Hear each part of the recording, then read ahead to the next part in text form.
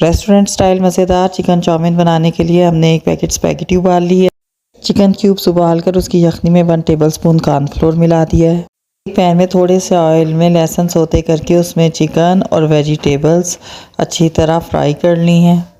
3 minute fry के बाद मसाले मिलाएंगे। नमक, लाल मिर्च, कुटी मिर्च, चाट मसाला, काली मिर्च पाउडर, सफ़ेद मिर्च पाउडर, चिकन पाउडर और अदरक पाउडर। इसमें डालेंगे सिरका, सोया सॉस और चिल्ली सॉस। 3 से 4 मिनट तक पकाएंगे। इसके बाद इसके अंदर डालेंगे यखनी जिसमें कॉर्नफ्लोर मिला हुआ था। मिनट के बाद फ्लेम ऑफ कर देंगे। एक फ्राई पैन पे हल्का सा ऑयल ब्रश करके उसके ऊपर स्पैगेटी फैला के फ्राई कर लेंगे जब तक कि इसकी की साइड पे हल्का सा क्रस्ट ना आ जाए।